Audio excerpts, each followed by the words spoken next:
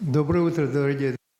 Good morning, dear friend. It is my pleasure to welcome you at the next event on the agenda of the Youth Festival related to global peace, prepared by MGIMO University. My name is Viktor Sumsky. I'm director for the Center of the ASEAN countries at MGIMO Center, and I'm going to moderate today's discussion. Allow me to start by briefly introducing our speakers today on the panel. The first on the list is Vladimir Zhirinovsky, who, judging by your reaction, requires no special introduction. Alexander Zavarzin, head of the Information Analytical Department of the Executive Committee of the CIS countries. Tamara Shashikhina, director of the European Studies Institute of MGIMO University. And last but not least, Mr. Dalbir Singh, who is the National Secretary of the All Indian Committee of the Indian National Congress.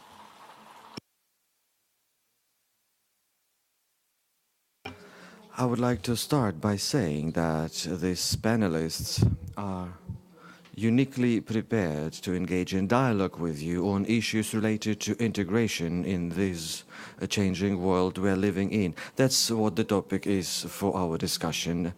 Allow me to start by giving a brief commentary on this topic and its importance before actually giving the floor to our respected panelists. About 3 or 4 years ago, the discussion on integration processes in a changing world would be quite different and would be filled with different contents. The world back then was changing as well, then integration was also visible. The problem is that today the world has started changing in a different way. It is changing rapidly. It is no longer, these changes are no longer evolutionary. Today we are probably incapable of assessing this revolutionary potential these changes have, but they do have it. And this inevitably affects the vector and results of integration processes. If we wanted, then probably we might as well title this discussion the disintegration processes in a changing world, because there are more than enough symptoms to this effect. I'm not going to enumerate them because most of our session is likely to be devoted to this.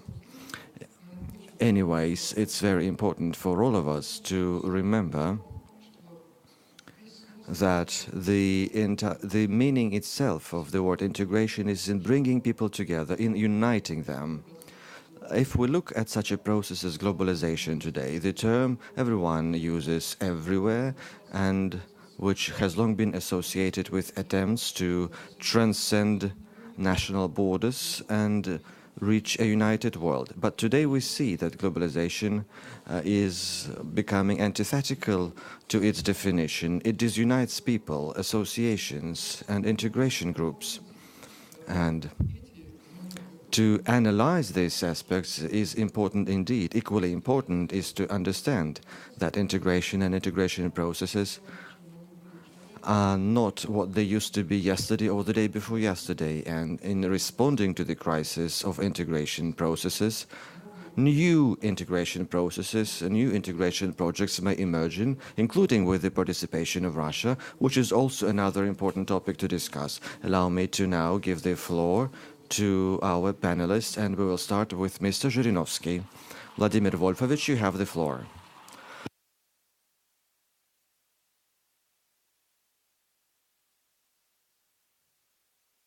So you can hear me, right? Well, since the topic has been announced, I'm not going to focus on it. As a matter of fact, I'm against all the strict rules.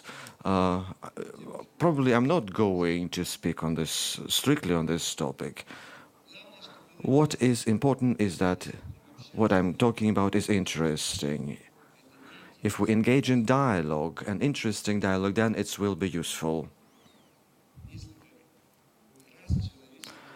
A few times, humanity has attempted to unite. Let's look at Napoleon under the French banners. What did we end up with? Violence and blood. Germany, Hitler, German banners. Any result? Nothing. The USSR, our red banners, leftist ideology, a failure again. Globalization now, quite a recent trend. A great focus on freedoms of all sorts, religious banners, if we speak about the Middle East, attempts to set up an Islamist caliphate. All of those attempts have been doomed to failure. And they unraveled right before our eyes. They failed. We can't unite all the people. People are different. And voluntarily, this is next to impossible. But if we use violence to unite people, then who may want to become a victim? I know that young people are eager to bring about a revolution. You believe that if you bring about this change, then you'll have more opportunities. But you should be aware and you should understand for the rest of your life that revolutions, any revolt or rebellion will result in a lot of victims, and some of you should become prey to such revolutions. Let's look at the Middle East. How many people lost their lives over the past 70 years? Hundreds of thousands of people. The Kurds. It has been deceived by everyone.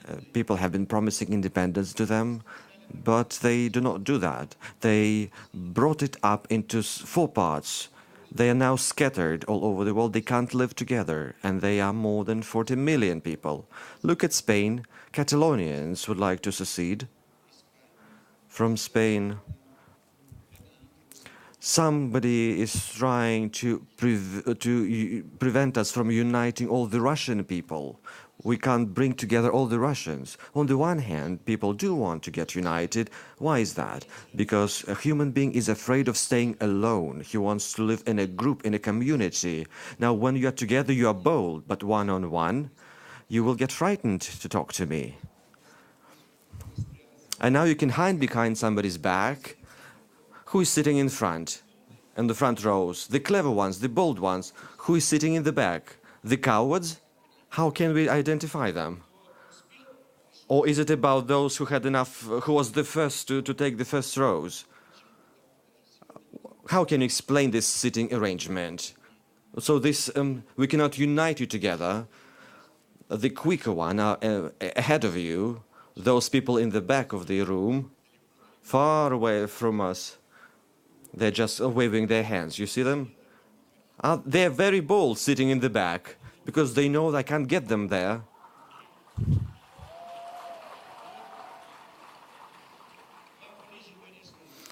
Well, of course, student lives, school life is closer to you. Some of you may have started working already, but still you may be irritated by grades, by examinations, by tests, but how otherwise can we identify what you are worth? Sometimes you lag behind, but getting back to the bigger picture, once again today,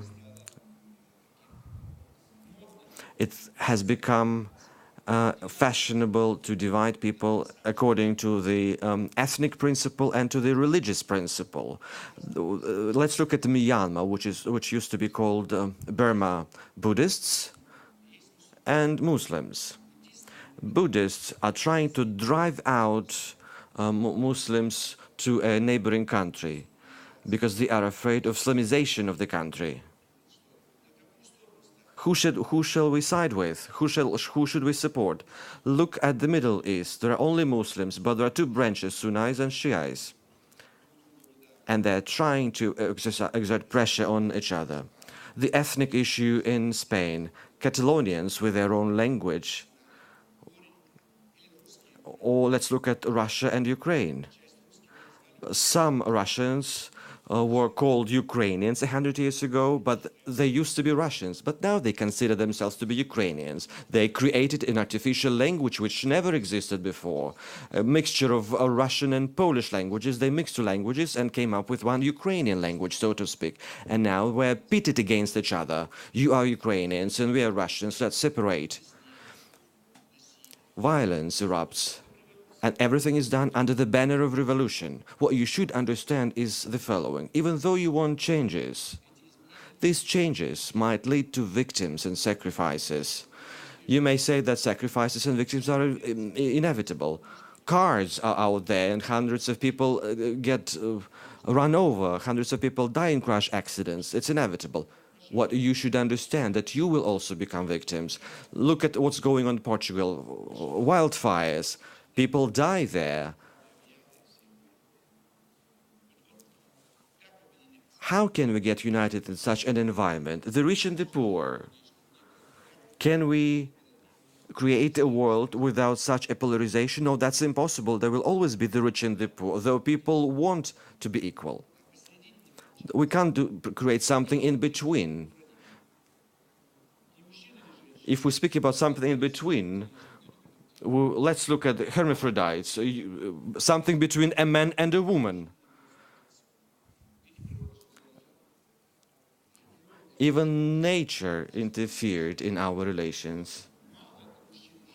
A man and a woman is not enough. Some people would say, let's come up with some other gender. And they believe that in the future, people will be both a father and a mother. And they are talking about hermaphrodites, so androgynes. What are we going to end up with? There will be no love. Is love a good thing from your point of view? Do you say yes? What is so good about love? It's a torture. Can love be mutual? Reciprocal? No, there is no reciprocity when it comes to love. It's all about fashion. It's about going out, courting someone. A friend of mine, I used to have a friend of mine who would count how many times he danced at a disco. He would say, I danced with 8 girls. And I asked him, did you like them? No, I didn't. But that was just like a matter of sports. He just counted. But what's the point of that? What's the point of counting how many women you are dancing with? My Indian friends understand me better than the Russian sitting in the audience. He's reacting to what I'm saying. Why is he? Maybe it's something wrong with the translation. No, it's not, I assure you. Why Dalbril understand us better? Because he has some experience. You are not to blame. You may not have fallen in love at all and you don't understand what I'm talking about. But when you fall in love, and I do hope you will fall in love, you will understand me. I hope you will succeed in everything, in your love, in your job, and you succeed in everything you desire for yourselves. But the experience of the older generation shows not everything will be as you want it to be. But you need to strive for that. You need to struggle for that. How are we going to struggle for this? With the arms in our hands? Or through our brain activity, so to speak? Well, unfortunately, people are more likely to take to arms. We are now here enjoying ourselves in Sochi, participating in a festival, but some people are now, at the same time as we speak, are trying to prove that they are right using violence and arms, weapons. Violence is something we should renounce, all of us, regardless of what banners and slogans we use, be that globalism, religion, or human rights. Who is against human rights, for instance? But how can you coincide, bring together the rights of the poor and the rich, those who live in cities and those who live in the rural areas, the educated one and those without education, because they didn't have an opportunity for that? How can we combine those? We have genetic talents and we have genetic diseases. Is this your achievement? No, this is your ancestors' achievement, so to speak. Sometimes I'm asked, what's the key to success? How can one succeed in life? Let me say this right away, for you not to answer this question anymore. You should suffer, and you don't want to. From childhood, you should be pressed to do something. For instance, you're the poorest in a group of children. So this is some sort of pressure, and then you will try to overcome this pressure and you will succeed. Or you have no physical achievements. Somebody is stronger than you are, somebody is more beautiful than you are. Or let's look at an ethnic background. In a particular community, you belong to an ethnic minority. So you will be pressed somehow. The majority will discriminate against you, will simply ignore you. Let's look at the faith aspect. All believers, for instance, are not understood by traditional Orthodox Christians. And very often they are discriminated against. They're not understood. So what I'm trying to say is that for you to succeed, you should go follow the path of suffering. But no one wants to follow this path, and no one can succeed. You cannot artificially create a situation when you have to suffer. This is something that is done naturally. Don't live in a capital, for instance. You should be born in a remote town. But it's not up to you to decide where you can be born. It's up to your parents to decide. Something should instigate, something should drive you, something should push you towards success. Let's look at me. I have never been a member of the Communist Party. This is something that irritated me, for instance, back in the Soviet days. But I couldn't keep silent. I kept criticizing the existing orders in the country. But because of that, I wasn't accepted to the CPSU. But if you're not a member of the Communist Party, you have no career. So I felt some pressure in my life, and I tried to overcome it. Don't get me wrong, I never tried to combat the Soviet times, but this was an irritant in my life. I kept following them, I kept criticizing them. There was no opportunity to support a different candidate at the election, because there was only one candidate per seat. When I turned the ballot at the election, I made some comments. I wrote down something in protest of what was being done. I told them that they should leave their places, but I never took to arms. But again, I felt that pressure, religious, ethnic, geographic, employment pressure. Let's look at tests, for instance. Maths. I did 3 problems, and my neighbor solved only 1 problem. He got a satisfactory, and I got a satisfactory. How come? His mother brings sweets to our mathematics teacher, and my mom never brought sweets to mathematics teacher. Corruption, even at schools. Corruption. That's why he got a better grade than I did. So corruption is endemic in humanity. Corruption is everywhere, in all countries, and all of us participate in it, even if you don't realize it. You don't even know that your grandmas and grandpas gave presents to maternity homes, for instance, where your mother was giving birth to you. This might be a trifle, but this engenders this desire to get something better than you can. And this trend continues at school, at work, at university. Lots and lots of problems exist, but back to what I was saying, success above all is to be able to sit in the front row. Don't sit in the back, sit closer. You should argue with me. How many of you are here today? Around 500? Not a single person dared to stand up and say, I don't agree with you, I have a different point of view. Where are you? Stand up and say that you disagree with me. How dare you? Just show me. Who disagrees with me? Why do you disagree with me? What don't you like in what I'm saying? Off the mic, apologies. I can't hear it, I'm sorry. Good boy. Love exists. Have you ever loved anyone? Have you been loved? How did you identify that you were loved? How long will it last? How long will this love last? What's the disadvantage of being young? You don't have a benchmark, you don't have a past yet.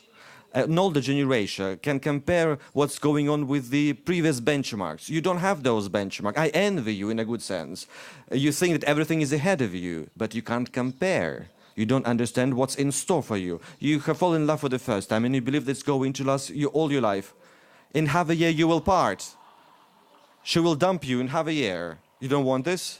Well, I agree with you. It's good when love lasts for a long time. People sometimes hope that love will last till the end of the days. Who is going to die first, I wonder, in this situation, you or your loved one? That's also a sort of revolution. Love, friendship, till the end of your days. Well, to be frank, I've never met people in my life who would be friends all their lives. There is a song, Life, I Love You. Selfless friendship of men. If we speak about selfless men, It can be friendship between the representatives of the same gender, of the same sex. Men and women can be real friends. We do have certain differences between men and women. But if between two men and two women, is that possible? Well, then what about envy and jealousy between men and women? It's all normal. You should understand this. Well, I'm not saying it's good, it is bad, but that's a normal part of our lives. You will always envy someone. Another reason of success, by the way. I've never envied anyone. If you have a better suit, I couldn't care less. I remember ball pens appeared. We used to use pencils, but I never reacted to that. I never envied such people. I came to a classmate and she had hot water at home, which I didn't have back then. I couldn't care less. I never wanted to deprive anyone of anything. I never used violence to achieve what I wanted. I kept working. I kept studying textbooks. I got straight A's at school. I got an honorary diploma at university, but who was happy about my honorary diploma? No one was happy about my honorary diploma. Success is envied. Envy is everywhere. So it turns out that you have achieved certain success, but no one is happy. You should be ready for that. There's a certain advantage to it. It's good. It's good that a festival is held in October. It's cold already. Why didn't they have it in summer? It's too hot? It's not hot. It's now cold. We could be sitting at a beach now, swimming in the Black Sea. It's more expensive in summer, they say. Well, I will agree with you, but we should choose. If it is cheap, then it's cold, as we see.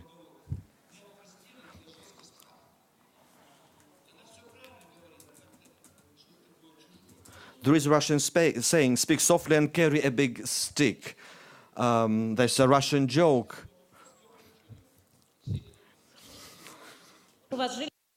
So usually this saying is said by somebody's mother-in-law. So Ms. Shashikhin says that perhaps it's more about fathers-in-law than mothers-in-law, but it's not true. You know, so when a child is a grown-up already, the mother doesn't understand that. So the mother will take care of her child till very senior years of his. And I don't want to take too much of your attention. Perhaps what I'm saying is not the most pleasant and nice thing to many people, but you should understand that life is a struggle. You struggle every day. You either lose a friend or you make a friend. So the boy there said that he had loved already, but if this love will stops tomorrow, then what will he do? So is he going to make a career? No, he will be in love with his wife. And what about her? Will she love him because he doesn't have a career? Of course not. So now you are in the festival and everything is very bright here, but tomorrow will be routine in your everyday life in your native towns and you will be bored. So what about love in such circumstances? Can be love preserved when you live your everyday life without any bright digressions? And we should understand the girl then that she doesn't want to love this boy anymore because material success is really important. We cannot wear ragged clothes. We have to wear very good, expensive clothes. We have to have a very good life. But you have to be honest in this because when success is not honest, everything will come to a very bad end. So don't envy. And you shouldn't be envied. And the last thing to say here, so you have to get rid of any addiction. I don't mean here any drug addiction or alcohol addiction. I mean any addiction. So in my party, nobody drinks and nobody takes drugs. So why? Because we have created the right conditions. We don't propagate, don't drink, don't take drugs. No, we just try to convince people in a very mild way. And so people understand that and they don't want to end up in some bad place. So you have to make a success in a natural and honest way. So I'm arguing with this young boy there, but I don't see him. I don't understand where he comes from. Ulyanovsk, you say? So who was born there? Kerensky or somebody else? Why is your native town named not named after Kerensky, for example? Why is it called Ulyanovsk? So Ulyanov is the family name of Vladimir Lenin. So we shouldn't rename your city. Then we shouldn't have renamed your city in 1924 when Lenin died. Why? One of the reasons why we're living in this situation now, because the Soviet Union collapsed. Why did it collapse? Because nobody understood what kind of country it was. What is Soviet power, for example, or as they say now, State Duma power? It's crap, because the State Duma cannot have any power in the country. So we shouldn't change the regime that we have. We shouldn't change the history that we have. We should make revolutions. Now there has been made a film about Trotsky, and you can listen to him and you can realize how terrible a person he was. We didn't know that in the Soviet times because all the archives were closed. Lots of archives are closed. For example, we have celebrated the launch of the first satellite of the Earth. And at that time, Truman was US president, and afterwards he was succeeded by Eisenhower. And now we know some documents that have been revealed. That was their correspondence. And in this correspondence, we see some notes saying that there should be some bombarding of the Soviet Union. But the advent of the satellite that was going around the Earth stopped the Americans' desire to assault our country, because although they were richer, they were afraid of our ideology, because we thought that our ideology was marching around the globe in a very successful way. So if we speak about the Islamic State, for example, this is one more entity that is striving for hegemony. But why? Why? So there is just a quarter of the world's population that are Muslims, but there are more Chinese people and there are more Buddhists, perhaps. So we should not impose any artificial unity on the world. So I'm arguing with this young boy from Ulyanovsk because he doesn't want to rename his city. So, and I want it to be renamed. It should be called its original name, Simbirsk. That was the original name of the city. So you should understand that the desire for change is a good one, but how can you understand the consequences? For example, some governors of our regions have been just substituted with some new personalities. What about the old ones? Do they like the situation? Are they happy with this displacement of theirs? No, they're not happy. You should understand that any change can also bring about suffering for some people. What did they do in a bad way?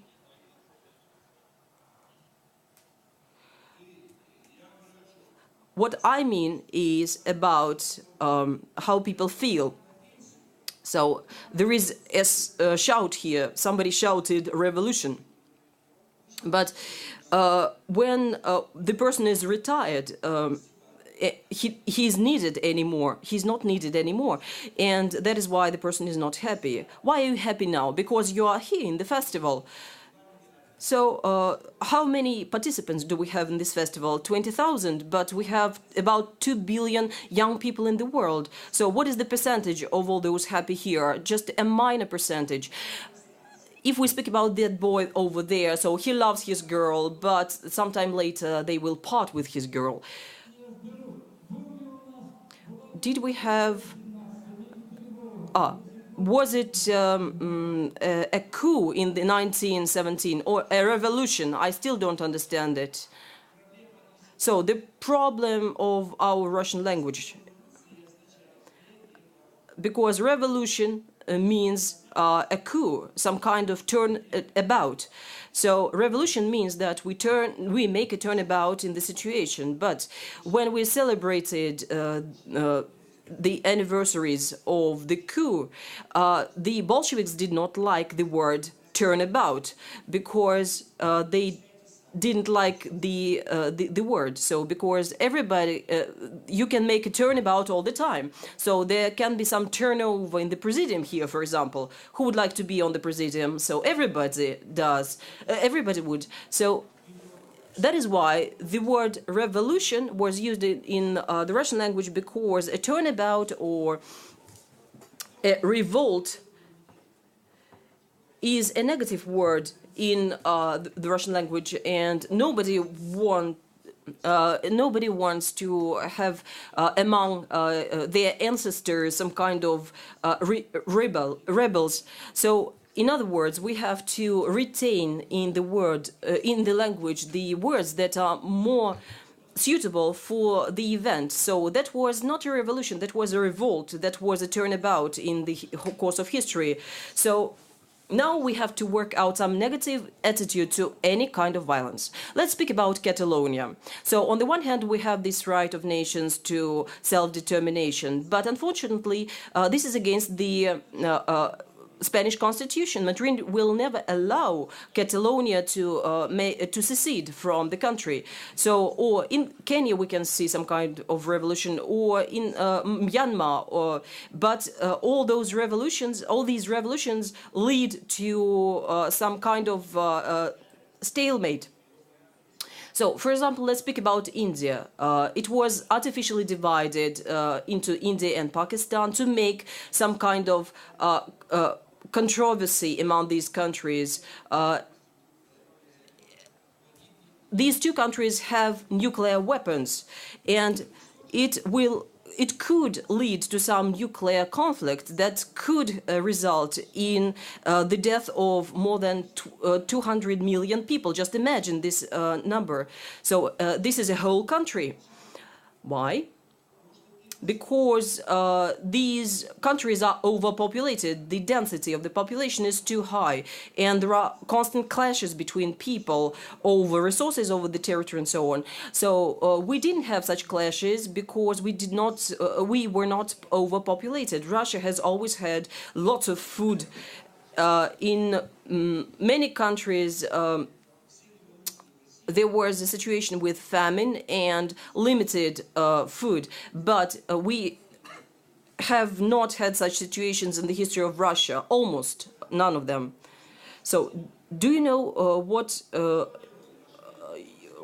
did your parents do in 1991? Did you ask them? Your parents. So, this is a clever one. What I mean was the State Committee of the Emergency State in the Russian Federation. So that came to power for a short period of time in the Russian Federation, 1991. So the composition of this committee was made of all the top leaders of our country, except Gorbachev. And the head of this committee was Mr. Yanayev, and he was in complete compliance with the law. But finally, they were arrested and they got to prison. And that was also a moment of revolution. In 1993, we also had a revolution. And when Yeltsin allowed the shelling of parliament, lots of Muscovites were just curious. They didn't realize that that the deputies were within the White House, the house of the Russian parliament. This revolution took only 3 days, and many people died. And we cannot be proud of those who defended the White House at that time, because then they will be made some criminals. So everything in this life is temporary. Now we are in this presidium for some period of time. So perhaps somebody would like to stay here. For example, our Indian friend, hopefully. or our friends from GIMO would like to be here for a longer time. What is the conclusion? So you have raised your hand. Please speak up. Be brave. Speak your mind. So you should be open and brave. You should speak. Try to be good speakers, because this is important. My name is Dmitry. I'm from the Transnistrian delegation in this festival. In 1990, our parents protested against the secession of Moldova from the Soviet Union. So, as you know, the Transnistria is in a very difficult political situation now, and it manifests itself in different ways. So there are lots of Russians there who do not want to be part of Moldova. They identify themselves with Russia. So the younger generation there cannot get Russian citizenship. So they're Russians, they're speaking Russian. They think Russia to be their homeland, but unfortunately they have to have the citizenship of Moldova or Bulgaria, Romania, but they cannot get the Russian passport. The same acute problem we have with the maternity capital. We have not such a big population, it's about 500,000, and 300,000 of them are citizens of Russia. And they give birth to children, and they should be allowed to get this maternity capital, but they cannot get it, and that is why they have to leave our country to make their future brighter, and as well as the future of their children. These Russian women are heroic, I think, because they're trying to shape our future by giving birth to children. They cannot provide for their children. They cannot give their children good quality education. They cannot live in better living conditions. And I ask you, because you are the patriarch of the State Duma, to pay special attention to this issue, because you are the protector and the protector of all Russian-speaking citizens, whether they live in Russia or abroad. And I would like your assistance in this matter. And I would like to give you small gifts from the Transnistria.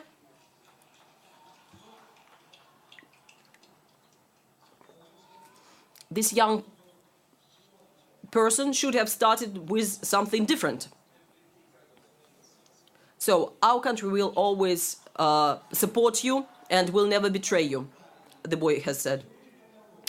What I would have said in his place, I would have said, dear Vladimir Wolfovich, you were the only protector of the Transnistria. You came to us, you made a performance in Tiraspol, Bendera, and for many years you have been urging all the actors to give independence to the Transnistria and to give Russian passports to people wanting Russian passports there.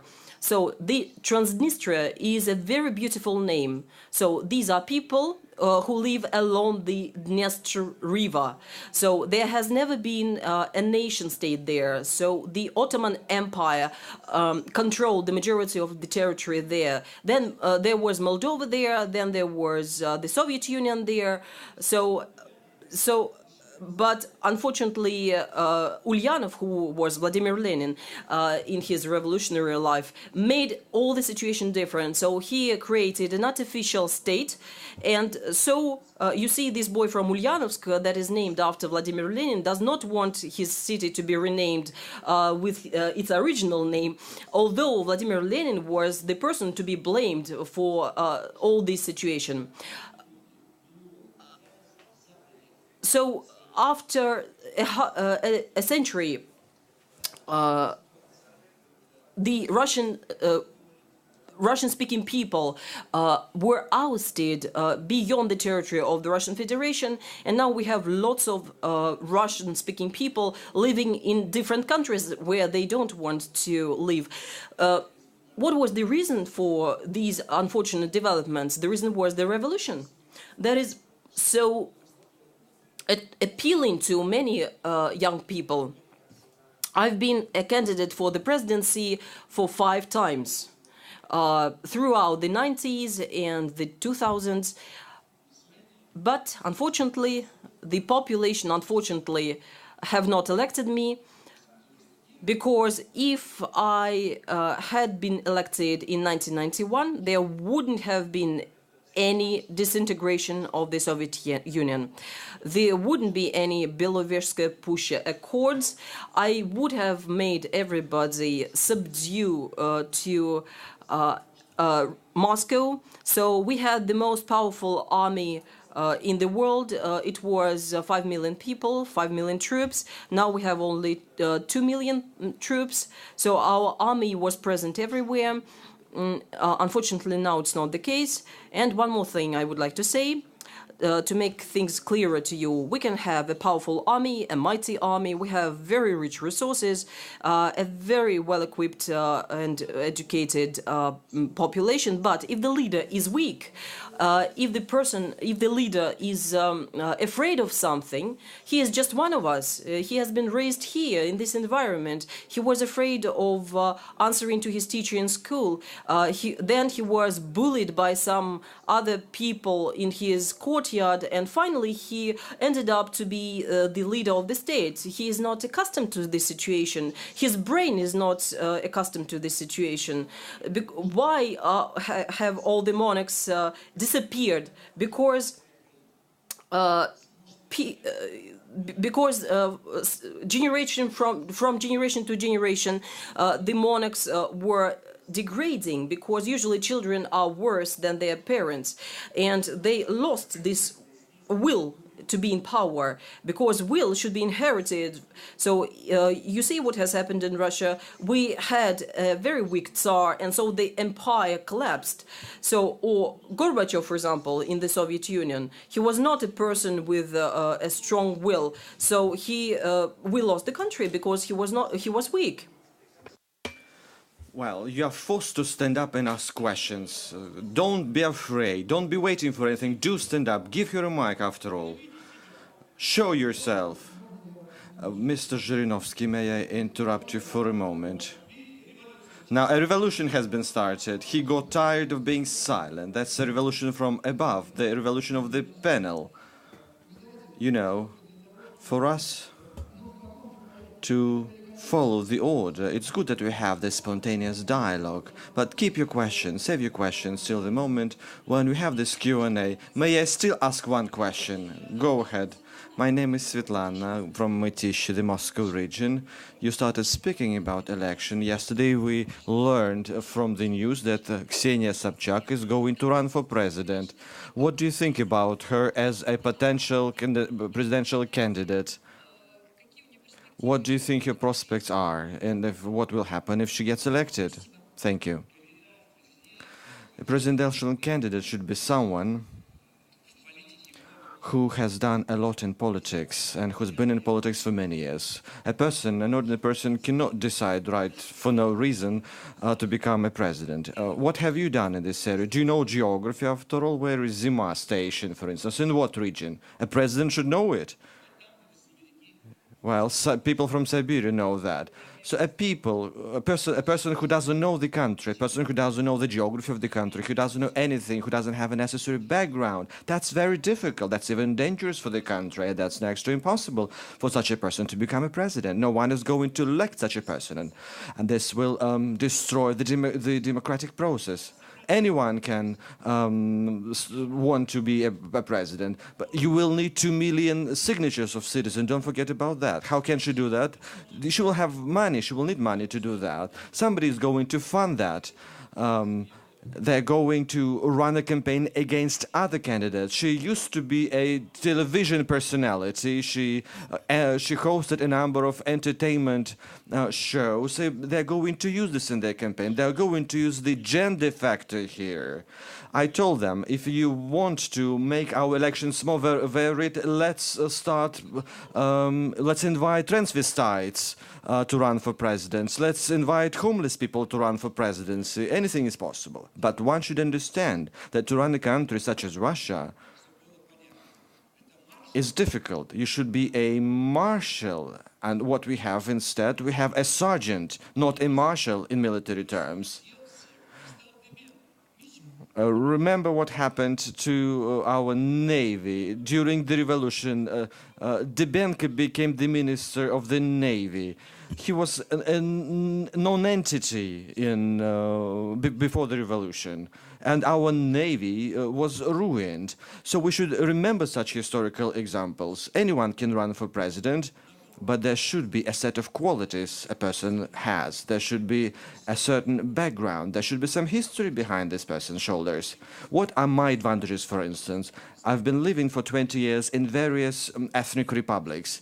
I lived side by side with many ethnic groups. And she lived only in St. Petersburg and Moscow. What does she know about the country? Why did all the governments fail under Yeltsin? They didn't know anyone in the country. They lived only in Moscow, St. Petersburg or Sochi. They should know the country. They should travel. What elections did Ms. Sobchak participate in? Never, in no elections. She didn't even run for the municipal assembly. Well, it's possible for a hotel owner to run for presidency. When she received 0.7% of votes, he was happy about that. Anyone can reach such a result, just to spite someone. Well, I don't like that candidate, so I will vote for another. Because you know how our Indian friend is responding. He likes that because he understands me. He has certain experience, and he understands what I'm talking about, unlike you. In India, a lot attention has been given to philosophy and development, and people there understand how dangerous this might be. A country where non-politicians can become candidates for presidency, that's dangerous. A worker from a factory cannot invent a spaceship. That's impossible.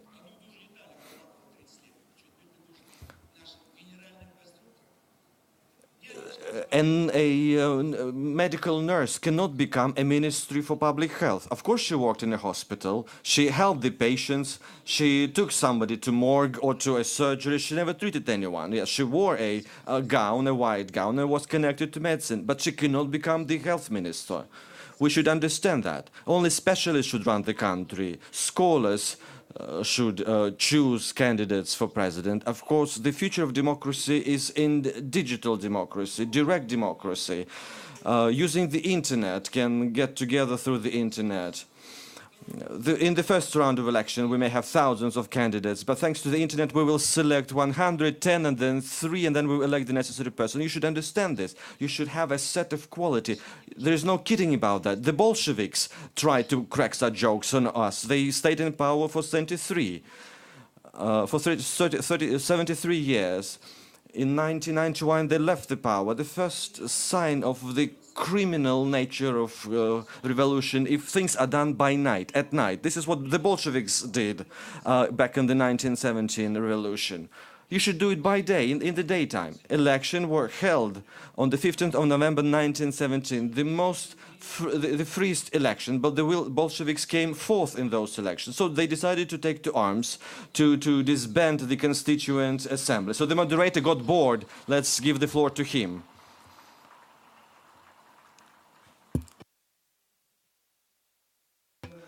Though the moderator has a right to do so, I'm not going to comment on what Vladimir Zhirinovsky has just said. I just want to say that, as your applauses show, this was a real lesson of political wisdom and oratory.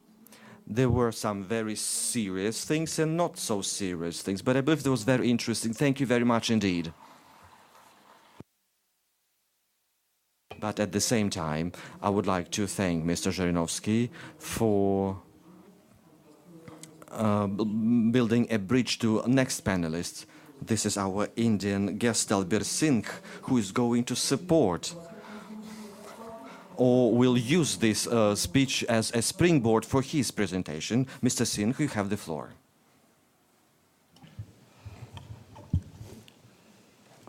After hearing Excellency with his brilliant illustrations and very, very bold and audacious opening remark that he made, I think there is very little in terms of inspiring you to tell you. But however, this has been a serious conference at the very outset.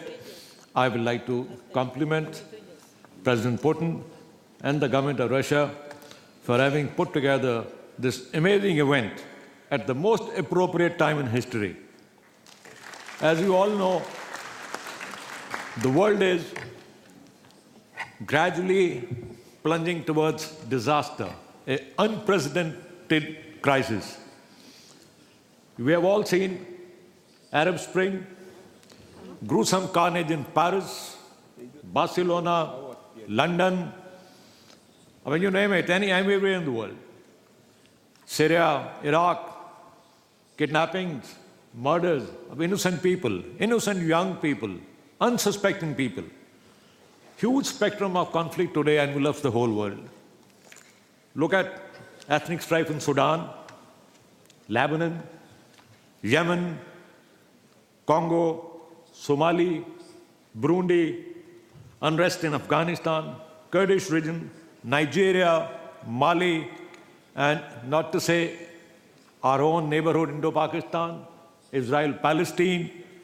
I mean, there are hotspots just about everywhere. What have we done to this world? My father was born in Pakistan. Like Excellency was saying, we got divided. I was not born there. My father was born in Pakistan. He carried that trauma. But I was a young captain in the army. I joined army. I fought war against Pakistan. So I also carry a little bit of trauma. But your generation doesn't carry, because our generation carried bitterness and prejudices of the past. That's why it's so appropriate time to have a conference like this, put the whole global youth together to hammer out solutions for lasting and durable peace. Every now and then you hear about utterances from North Korea, then you hear also equally irresponsible responses from the United States, on those utterances, however real or unreal they may be. But there is an element of fear, there is an atmosphere of fear and conflict all over. And on top of that, you all know the exodus and the refugee problem. It has added so much sense of alarm in the international community that if it continues unabated and we do nothing about it, it is going to threaten global stability, threaten peace, and threaten all the development processes that all the peace-loving people of various countries have taken over the years. Over the last 50 years, ever since Geneva Convention and the United Nations Charter came into being, well, the nature of war has changed. There were traditional wars. We have not fought a traditional war since 71. Now there are proxy wars, there are armed conflicts, there are armed rebellions, there are internal violence, internal conflicts, and where entire societies get roped in, entire society, infrastructure, institutions get involved, civilians get involved, not only as victims, but civilians get involved even in the processes. There are numerous countries in the world where young adolescent children, young people, young 12-year-old, 10-year-old, recruited to fight some of these conflicts on the borders. And this is very dangerous because they provoke massive movements of refugees, they internally displace persons. Obviously, they would like to flee, trying to get them outside the circle of violence and threats to their lives. And human rights are being violated left, right, and center at all levels. But the global community cannot remain silent. We have to have a unified strategy. We have to build coalitions. We have to take to prevention and public diplomacy. And I'm very happy the government of Russia has done so much on public diplomacy. In the last 4 years, I have attended 3 conferences on public diplomacy in Russia. And they're trying to reach out to people, trying to tell them how to use soft power, how to connect, how to build brotherhood. We have to build coalitions to make sure that we build peace. We help reach out to countries which are affected by natural disasters, armed conflicts, ethnic violence. There are a couple of other things I like to touch upon here. Almost 6 decades, we have not seen the United Nations prevent effectively violence or to put an end to this threat of war that we all surrounded with. It definitely needs structural reforms and to meet the current global challenges. And not only the United Nations, I think all Bretton Woods institutions, the World Bank needs reform, International Monetary Fund needs reforms because these institutions were created maybe decades ago and the world challenges have become different. The nature of conflict is different. The world's dynamics have become very different politically. And I'll also like to touch upon little about the global economy today. It continues to be very sluggish. There are challenges of commodity price volatility.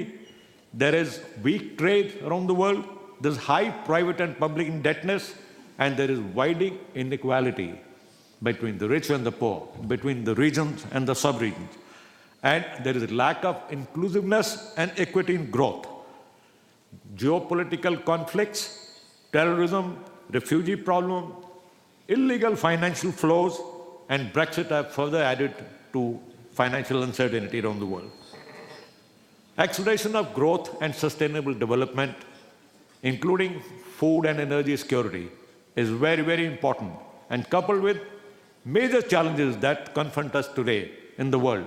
All of us, not just country A, B, C, is basically food security, poverty, combating hunger, disease, malnutrition, and of course, at a global level, there are issues of nuclear proliferation, issues of climate change, and issues of pandemics.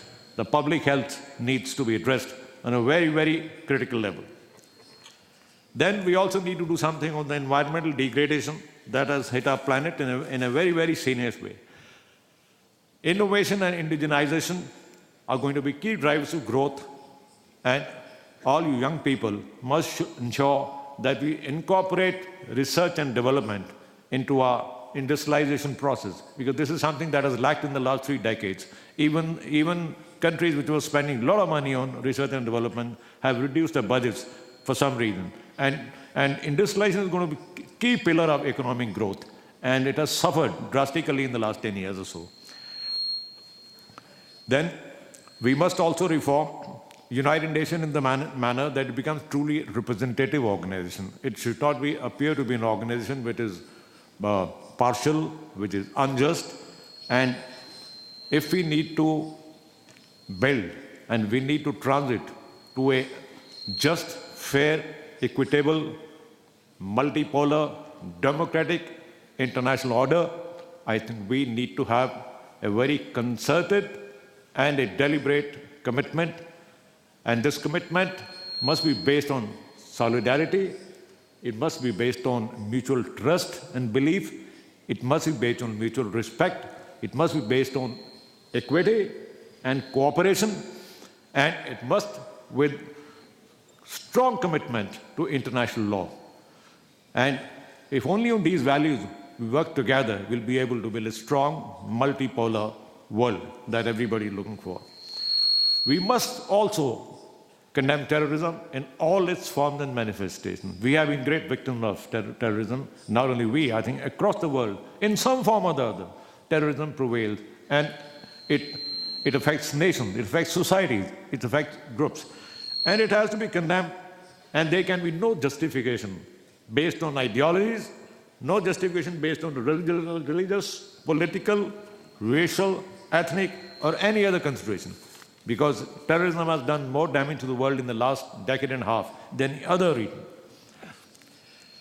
There are many other global challenges, gentlemen. 3 billion people, even today, live in this world less than $2 a day. Less than $2 a day. It's an abject poverty. And out of which nearly 700 million are youth. Nearly 30,000 children die every day in this world just because they are too poor to survive. 30,000 children die every day. Around 780 million people in the world do not have access to drinking water. Even in my own country, I have certain percentage of people who are equally unfortunate. And 4 million people die every year just because they cannot get water. And they have mild water-affected disease like diarrhea. Diarrhea is no disease in terms of public health pronunciation. It is merely a condition because you don't get good water, so you die. So these are some of the critical issues in terms of health that the world has to attend. Now, World youth population is all-time high. Today we have 1.8 billion young people. In my own country, we are possibly one of the youngest nations. We have 70% of people below the age of 29 in India. We have nearly 60% below the age of 25. So there is a demographic dividend, there is a youth bull in many of our nations. The world is poised today, okay, that any other time in history, that if youth gets together, youth can really do something. And I can say, you people are a generation of hope.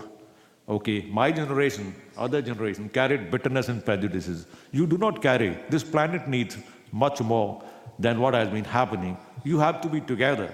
You have to build international humanitarian cooperation. You have to build bridges.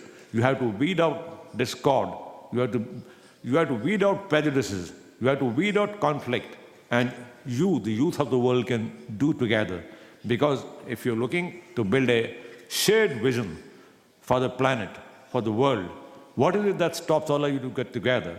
And I think one way of consolidating global youth is to promote interaction between the professionals, between the artists, between the sportsperson, between chambers of commerce and industry, between entrepreneurs, because most of you come from those backgrounds.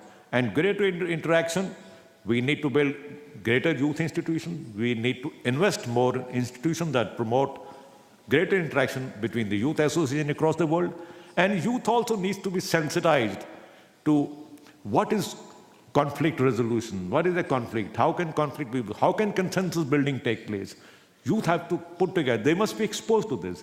This means youth must be empowered. Youth must also be sensitized to needs of public policy. They must be trained to get together, because there is devastation in some part of the other. There is a huge amount of humanitarian assistance that is required. So unless you are trained, unless you are empowered, unless you share these, I think it's only when you get together, you do your work together, you have greater exchanges at scientific, cultural, educational level, then we'll be able to come together. Then you also need to be sensitized to know about each other's diversity.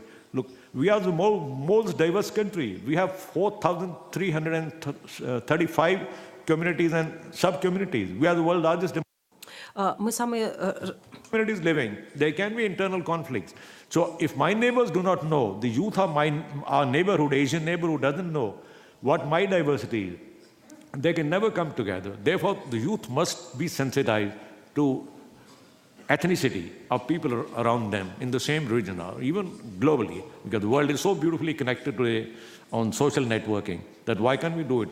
The world does not depend today on the actual geography, because the actual geography is now shifting to internet.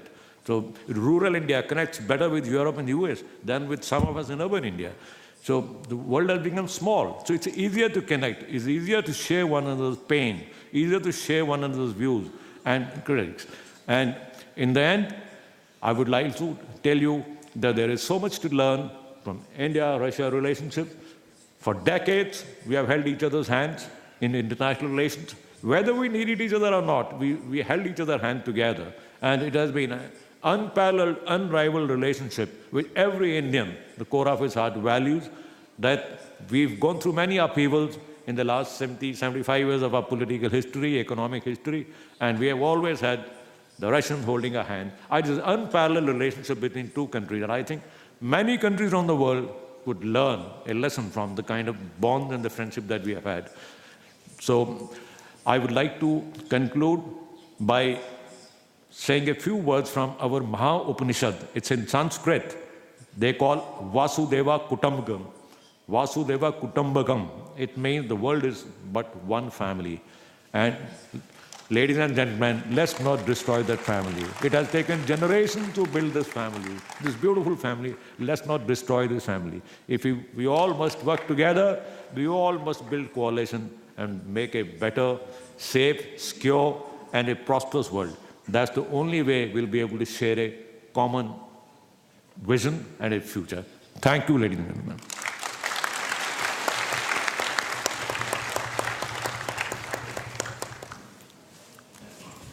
Господин Далбер Синг.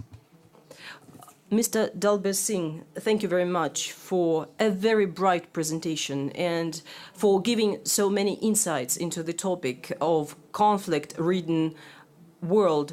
And you have made it clear that this conflict potential does not contribute to the solution to very acute social problems.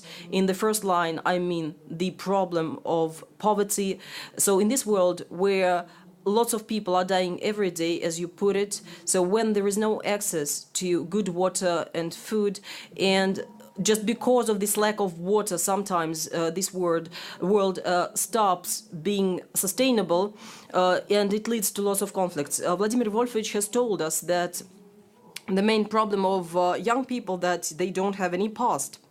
But the point is that the generation of yours and young people will have to face eternal problems, the problems of richness and poorness, the problems of a world where polarization, social polarization is so high that this world cannot be sustainable and cannot be stable. So, and of course, this is a very good ground for this discussion and for further discussions in this hall and beyond. And we have to move on. And now I'm giving the floor to Tamara Shashikhina, who is the director of the European Studies Institute in GIMO. Thank you very much. Our organizers have given us very little time, given our first presenter. I first met with Vladimir Wolfovich in 1994, where we signed a partnership agreement with the EU, but it had nothing to do with this agreement. But nevertheless, it was the year where we met each other. When I was a young and inexperienced specialist, a student at that time, I came to him as an interpreter and we spoke about security. I interpreted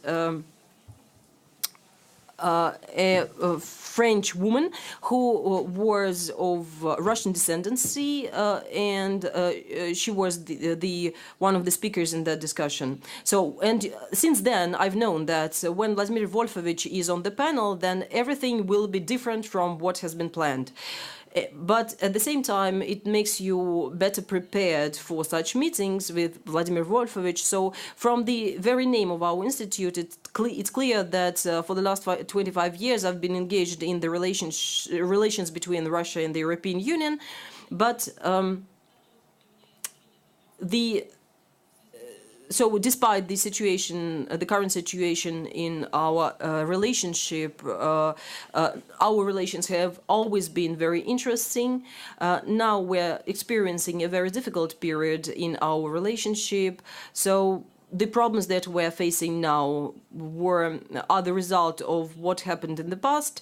In 1988, there was a trade and cooperation agreement between the European community at that time and the Soviet Union, and back in 1994 there was a partnership and cooperation agreement signed between the Russian Federation and the European Union, and in a month we are going to celebrate this agreement's anniversary. That was a 10-year agreement.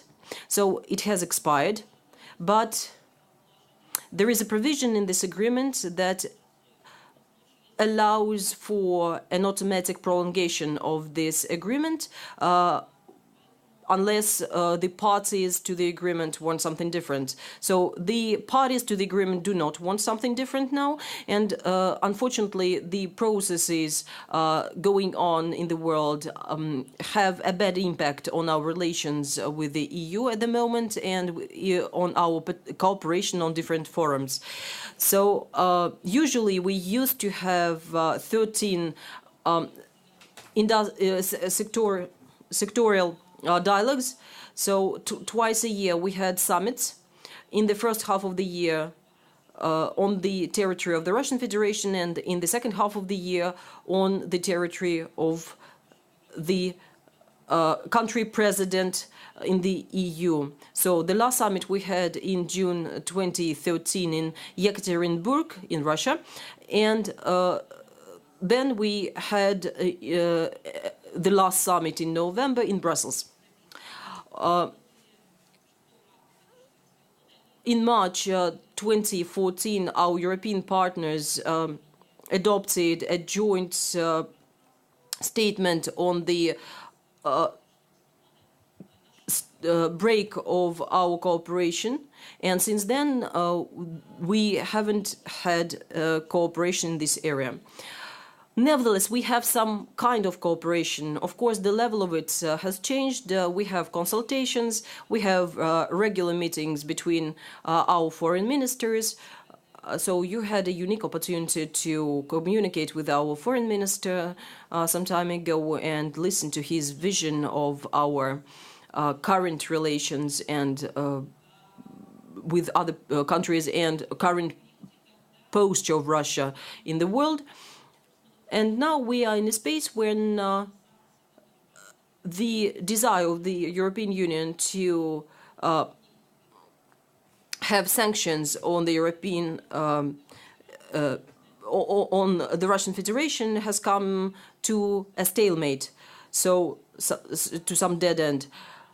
So our ambassador Yezhov had a meeting with the representatives of the European Commission for Information Technologies and Digital Technologies, and on the margins of the General Assembly, Mr. Lavrov had a meeting with Ms. Mogherini. So, in other words, we have some regular consultations, but nevertheless, we cannot overcome the stalemate in our relations. And to follow up on what Mr. Zhirinovsky has said about love and family, it's, you know, like a stamp in our passports that is a sign that we have in a state-registered marriage, so we have this stamp in our passport with the European Union, but we cannot understand whether we are going to divorce or to stay in this marriage, and this is some kind of difficult situation. So the European businesses have been damaged by the sanctions themselves, because the EU is still our trade and economic partner, but the sanctions have damaged the European Union as well. So in 2013, our sales turnover was more than $300 billion US dollars, but in 2016 it was halved and accounted for just a little bit more than 100 billion US dollars. So in other words, it is really a huge damage to, for example, Cyprus and Europeans themselves.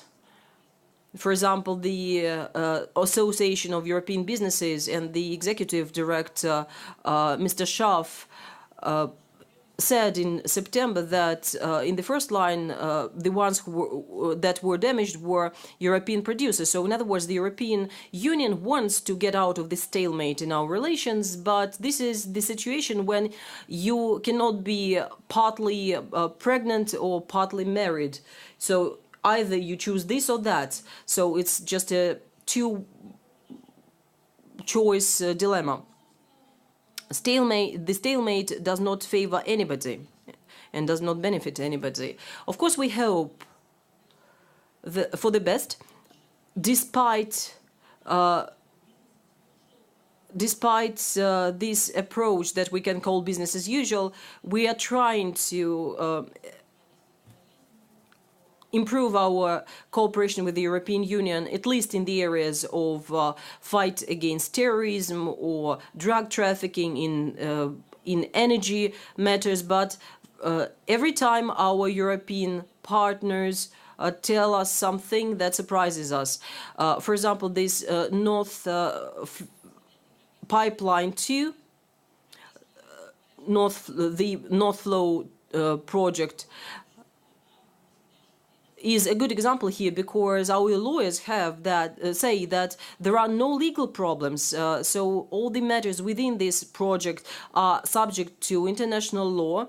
They can be very easily regulated, but the official representatives of the European Union say that there are more than legal matters, so we cannot resolve it only legally. To me, as a person with a legal background, it's something puzzling, because either it's legal or not legal. So I'm not going to take lots of time, because we're really running out of time and we can speak a lot, but Russia is a member of the Eurasian Economic Union. This is a fact of reality. So the introduction of sanctions, again, taking this metaphor of a family, so when we get married, after some period of courtship, we try to cultivate our romantic relations, but then you get mired into everyday routine, and love dissuades, sort of.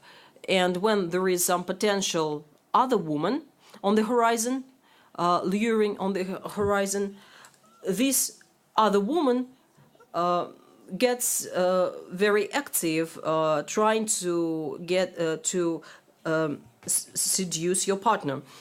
And this is the situation that we have with the European Union. So we have trade agreements with the European Union, so, and not only. So now we have a valid trade agreement with Vietnam.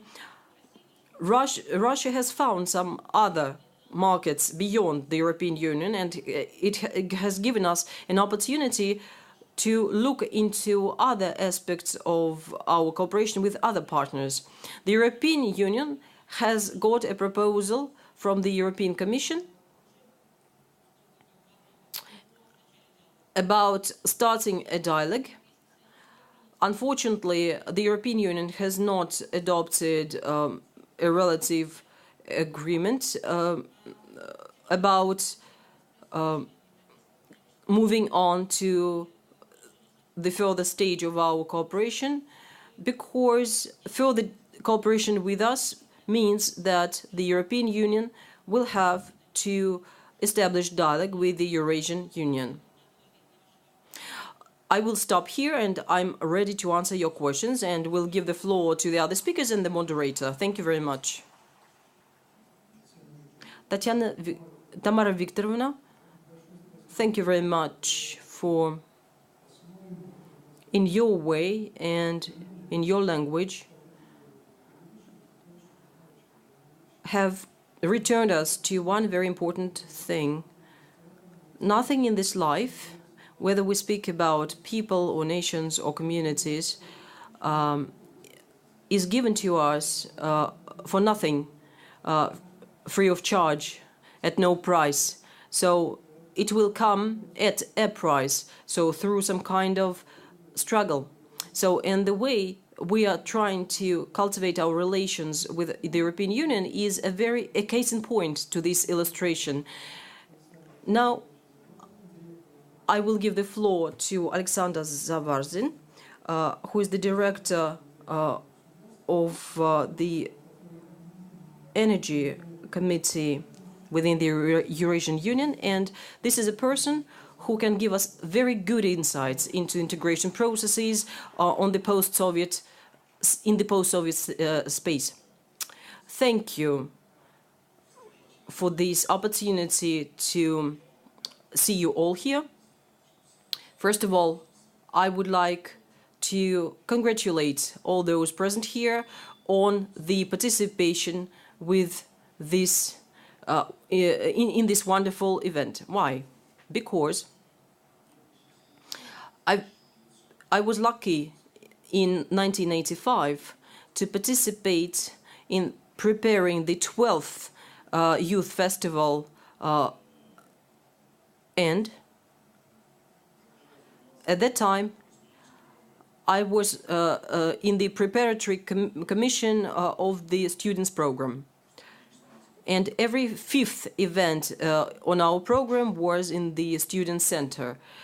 So, and today I'm happy to see first the hoodies of the students' teams, because I was the lead of one of such teams in 1985, and this patriotic movement has survived till now, till present, which is a very good development. But at that time, such hoodies were more numerous in the whole, because about 1 million people were engaged in such teams, in such squads, and the fact that we have fewer people in such squads now is not the guilt of our young people, because the situation in the labor market has changed. A lot of things have changed. So I know that this staff of such construction squads is very active now, and that the members of these squads were participating in the construction of this particular building where we are now. And it's what I see is that the organizational level of such events has grown a lot. So I can see that because it's large scale, it's very well equipped, it's very varies. And what struck me most is that the organizers and the participants were like one team, one big team. There was no division into artists and viewers, spectators. So I saw a show, but at the same time, we could see what problems are the most topical ones for everyone here. So what Vladimir Wolfovich has so vividly described, now we see what kind of problems are primary and which ones are secondary. And this festival is a good answer to all these problems. And I would like to say that for many students who were there at the festival back then, there was a springboard into big politics, so to speak. Let me give you one name only.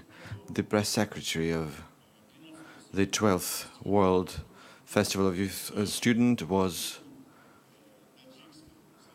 a Tajik Komsomol member, Tajik Alimov. He knew 3 languages. He had a very good command of 3 languages. Now he knows 5 languages, and he's Secretary General of the Shanghai Cooperation Organization, the SCO.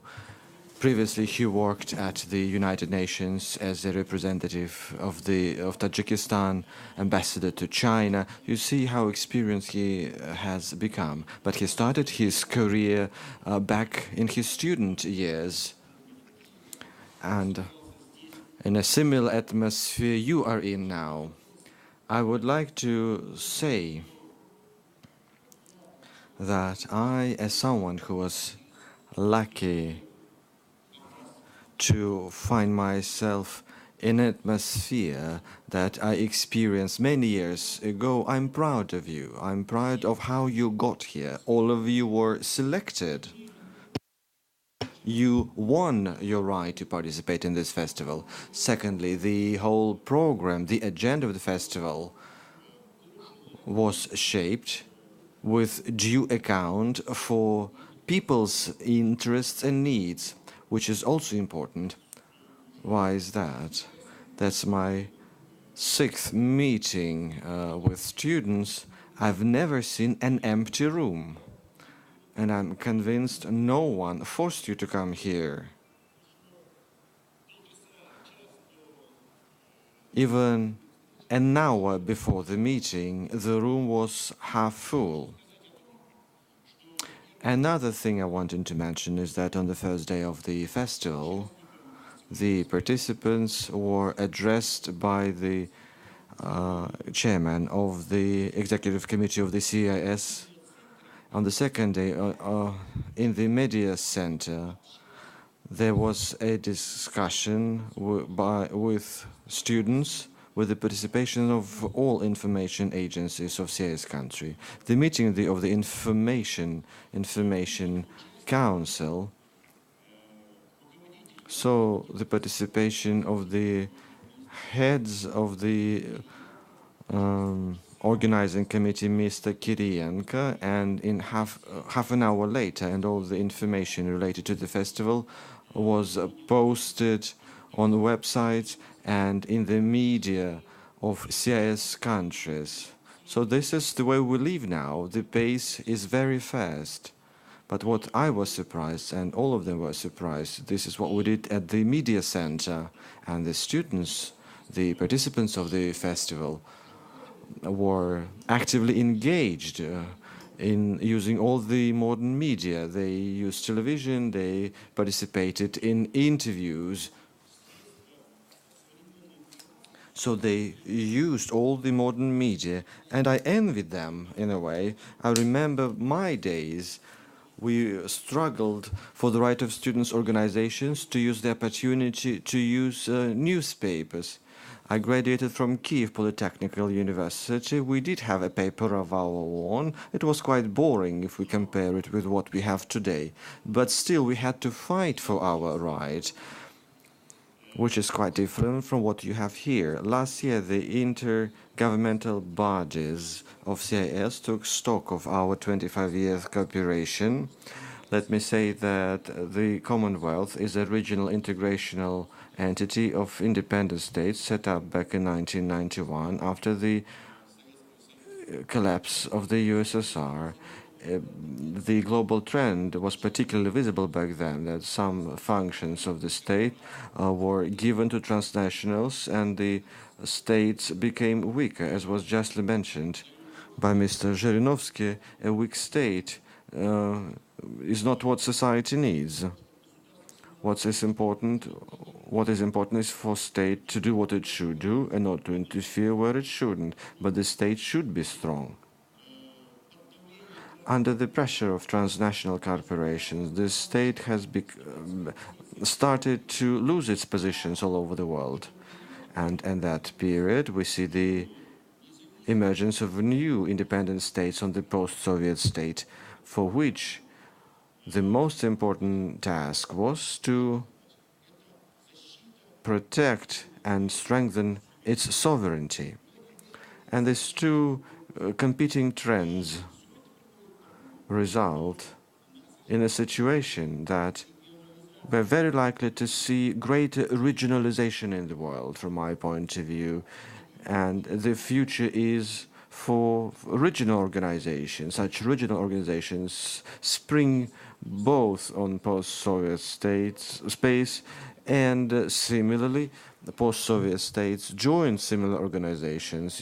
The Eurasian Economic Union, for instance, the Shanghai Cooperation organizations, they use their experience. Some states using a fast track, others are slower in their integrations, something that we refer to multi-level and multi-track integration, multi-speed integration. Mr. Zhirinovsky knows very well that for many years the Committee of the State Duma for CIS matter and the protection of competitors abroad was headed by his party member of the Liberal Democratic Party. So Mr. Zhirinovsky knows these issues very well. He knows what problems our compatriots face abroad. We are developing, indeed. At a certain stage, we came to realize that the label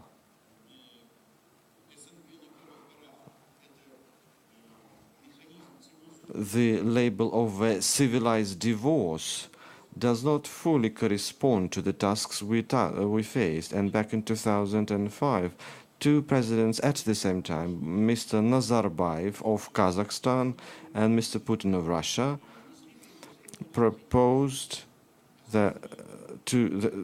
suggested that we need to look back at the first years of our original integration and learn certain lessons, as well as those associations that were based on the CIS. I'm referring to the Customs Union, Eurasian Economic Union, the union between Russia and Belarus.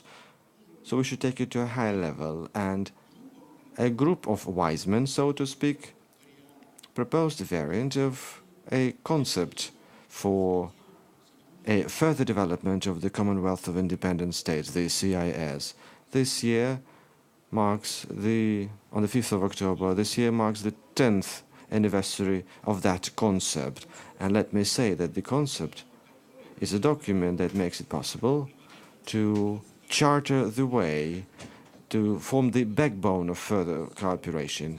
That is why all the meetings of the Committee for CIS issues at the State Duma follow these tracks identified in the concept, which contains a certain agreement to this or that movement. And our task is to make sure that this concept does not turn into an inflexible scheme or framework that prevents us from development.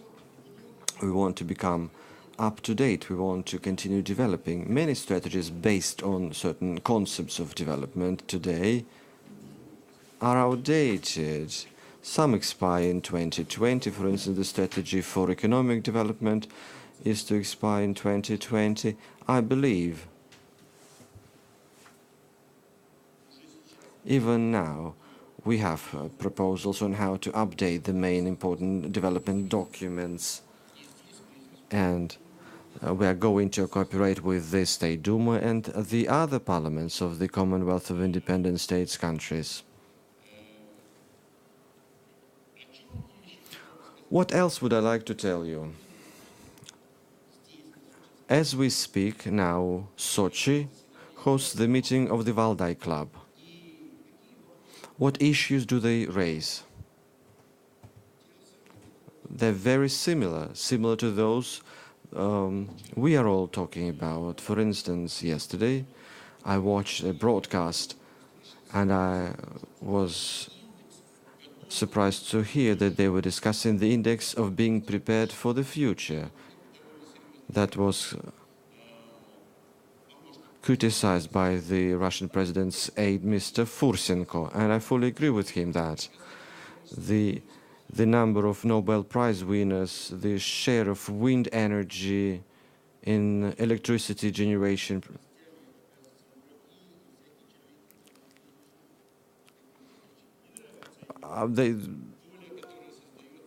which may harm the environment. Education is also taken into account. For instance, they took the example of the United States, saying that it is proud of their achievements. Their universities are a real vacuum cleaner, attracting people from all over the world. And he said that he was quite diplomatic in saying that the U.S. high school is not as good as American universities. To cut a long story short, I recalled the opening ceremony once again. And the answers to those questions, or the search for the answers, should be done by a team that we assembled on the sidelines of the 19th World Festival of Youth of Students. Why are you prepared? Why is this team prepared? Because all those discussions, the opening ceremony, the meetings I have had, for instance, have clearly demonstrated what youth is expecting from the future. I will, of course, express my point of view. The people I have met, the young people, would like to live in a world of responsible people, fair people, proactive people, kind people, healthy people, professional and highly qualified. This is an open-ended list. Mr. Zhinovsky said, doubted whether it is possible, but we should strive for that. Let me say that if those tasks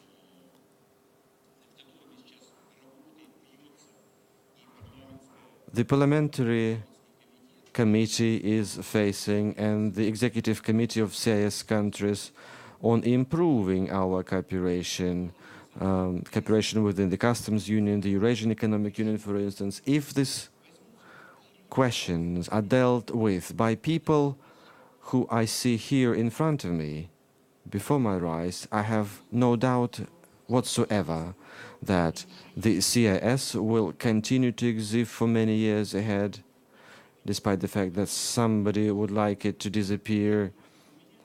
And I'm firmly convinced that people like yourselves can be trusted with the future of the planet. And let me congratulate you on that. Thank you very much.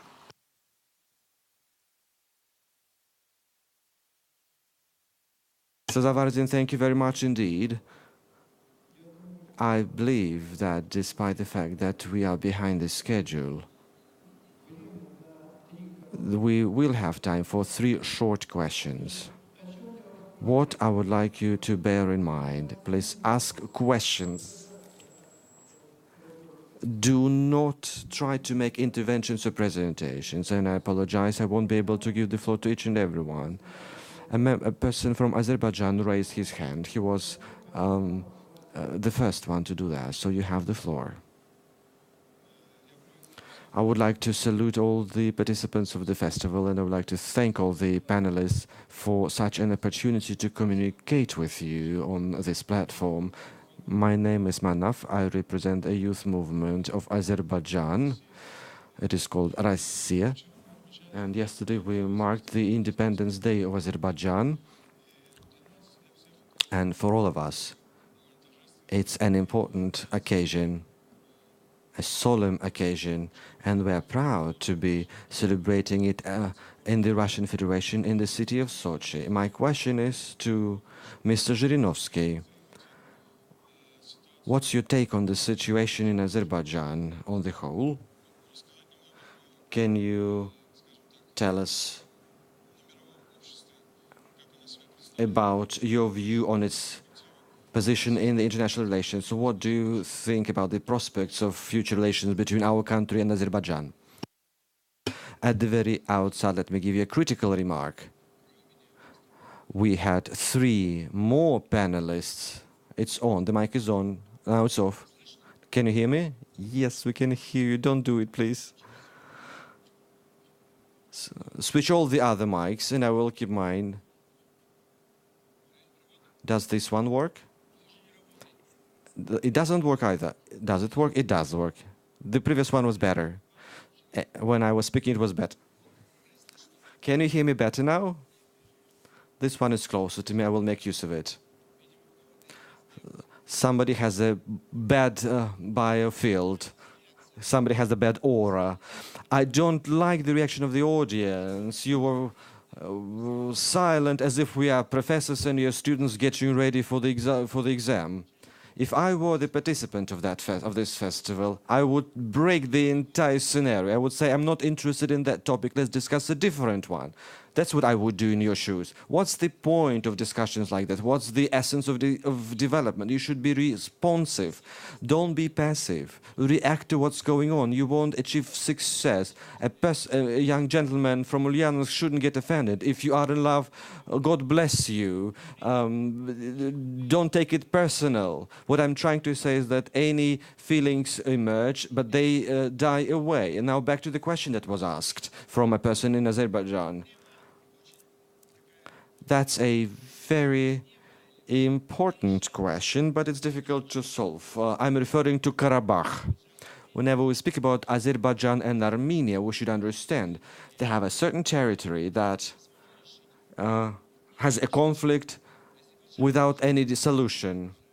If we support Azerbaijan, then Armenians get offended and the other way around. That's a difficult situation. What do we do about it? When our respected guests from India was talking, you should have asked them a question, that India is one of the best fast developing countries. You have so many people. You won't have enough resources. You won't have enough food, education, housing. Where will people from India go? To the north, to the east, to the west?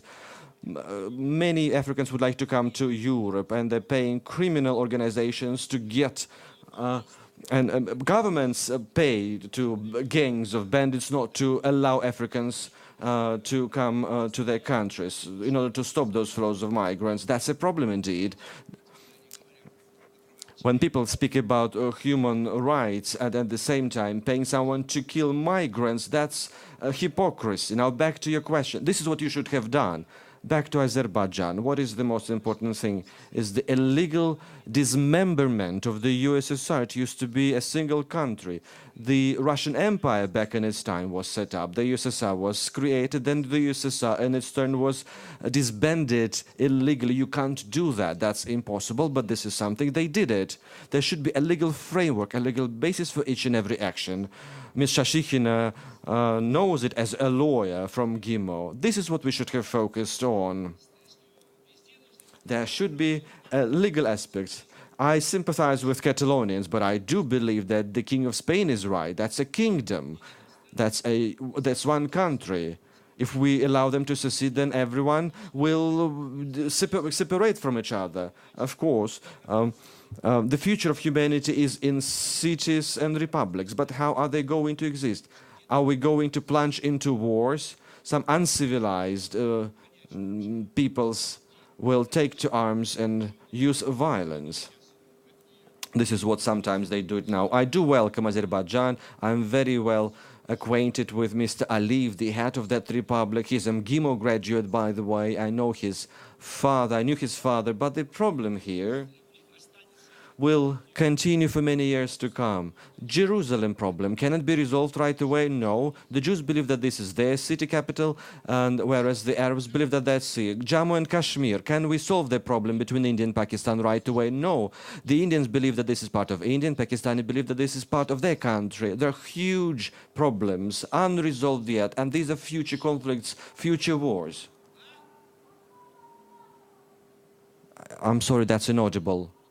Donbass. Now that's another problem. Donbass. This is what Bolsheviks did.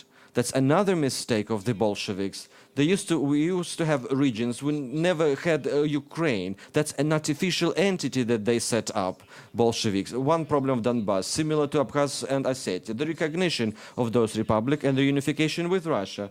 One thing that frustrates me, when you speak about Donbass, you never say that we are Russians. Putin, help us, send troops to Donbass, protect us, but you are silent. You keep saying that we are being bombed, that we are being shelled. But where is your initiative? Where is your ethnic solidarity? This is what killed by the Bolshevik. Where is the solidarity with the Christian Orthodox? I'm sorry, that's inaudible. Now I'm going to get a train ticket and we'll go to Donbass straight away. I will be there tomorrow morning. Hooray! People are shouting in the hall. You know, I can see a representative from the Lugansk People's Republic with her hand raised for a long time. Vladimir Wolfovich, we have heard a lot about young people here and its role and their role in global politics. Yes, it's true.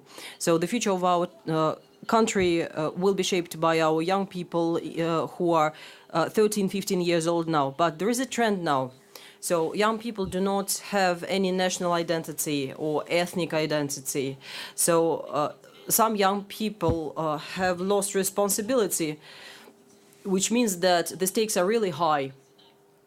And the main stake is our sovereignty, our statehood.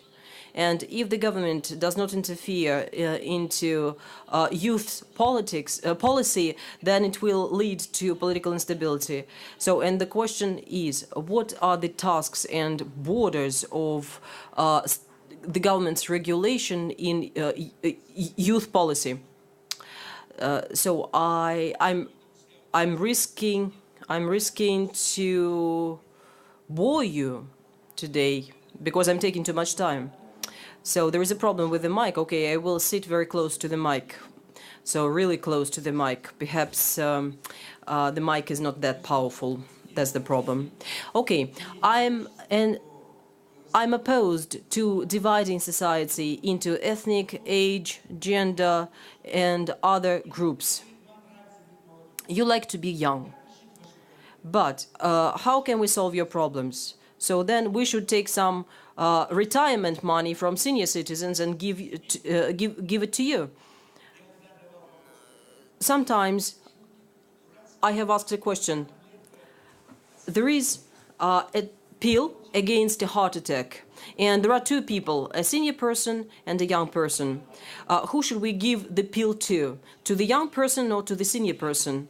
So young people will say to the young person because he has a future, but senior people will say to the senior person. Or we can have a dilemma when the doctor has to save either the mother or the newly born child. So what kind of decision the father can make in this situation? Of course, it's a better situation when we live a life without such questions. But unfortunately, it's a very common and frequent situation when we have to solve such dilemmas.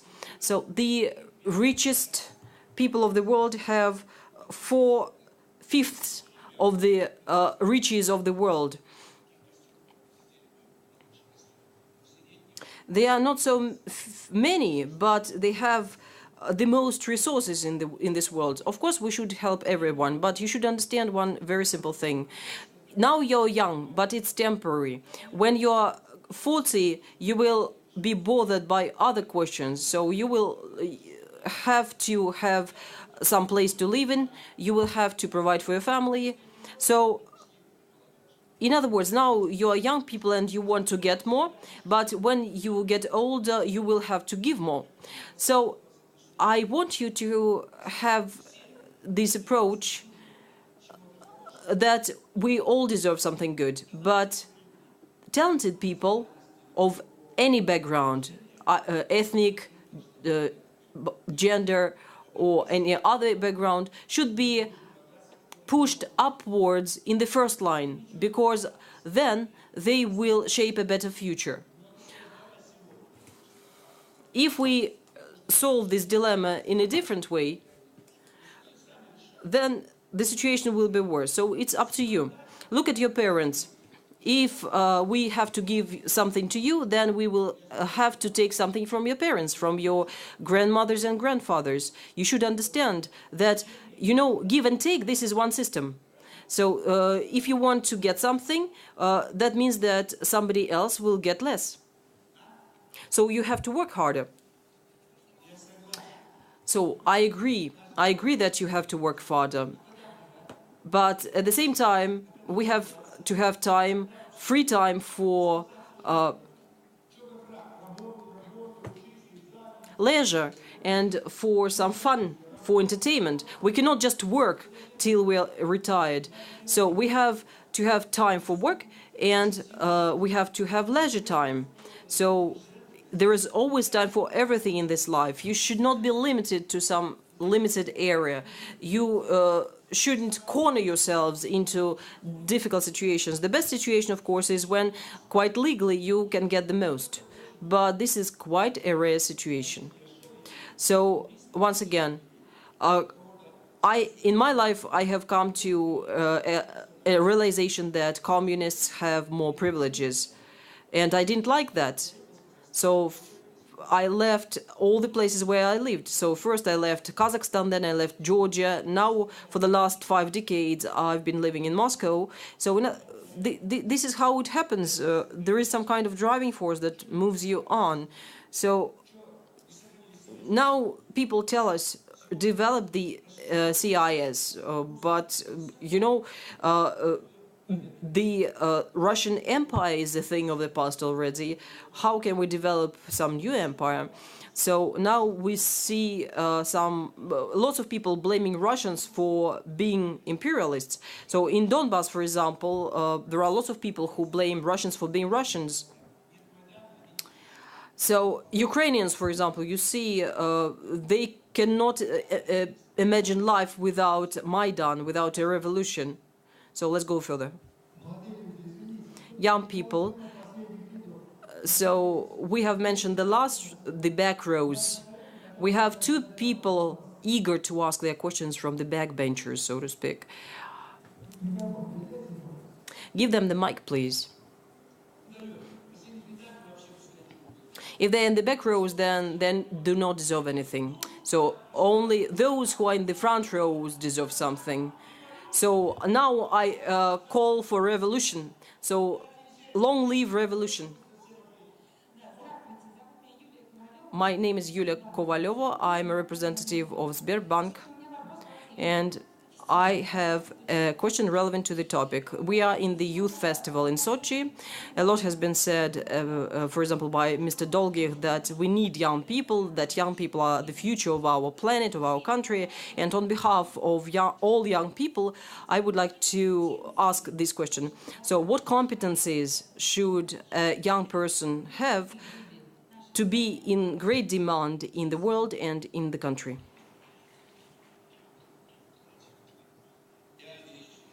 I will take this question. Again, you continue to speak about competencies and skills. First, of course, you have to have a good understanding of economics, because economics rules everywhere. So it's very hard to be constitutional, for example, because when you don't have your country anymore, for example, when the USSR collapsed, nobody was against it. So just 3 people in Belovezhskaya Pushcha destroyed your country, but nobody opposed it. So, and nobody asked why only 3 people could define the destiny of our country. So, and it was a decision made at night over some drinks. So that was not a serious decision, but it led to collapse of a great country. So in other words, law is problematic. Laws can change. There are lots of promises of abundance, of richness, of prosperity, but there are lots of bad products. We can have fake food, fake vodka with lots of nitrates. What about India? Do you eat everything without checking the ingredients? You should be suspicious of everything. You should be dubious of everything. You should question everything. You should ask for better quality. But if you do that, you will not be able to fall in love like this guy there. Vladimir Wolfovich, I have a question to you.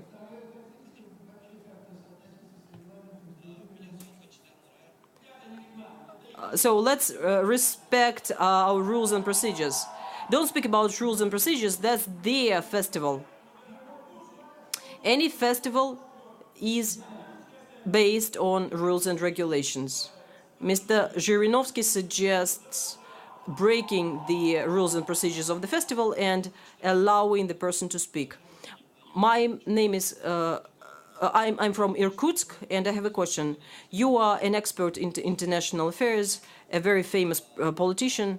Do you think that the supplies of gas to Turkey, or building a nuclear station, or selling our strategic arms to our strategic enemy, adversary, is this a right decision? So I like the question. You should ask questions like these.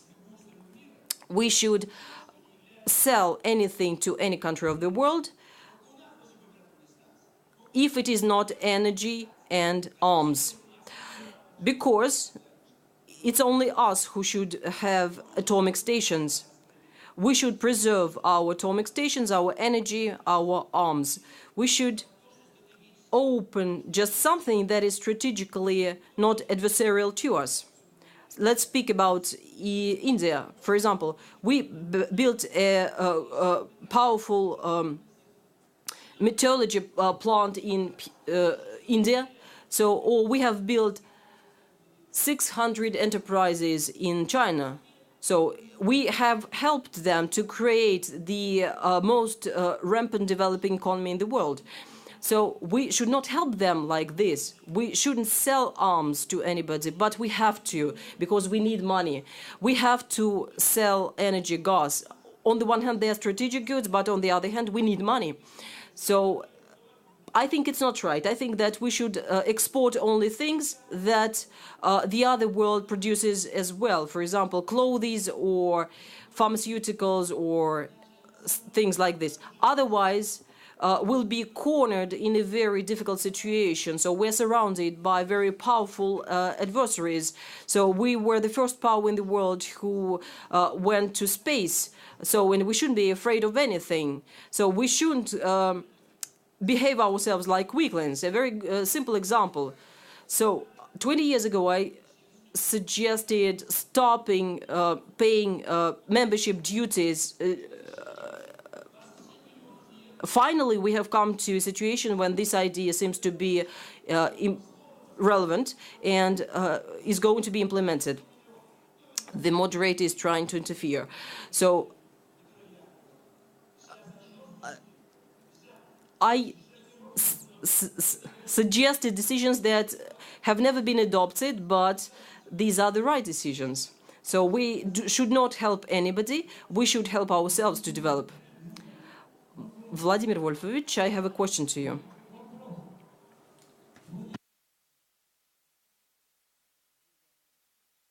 Vladimir Wolfovich, what is the first step towards universal disarmament?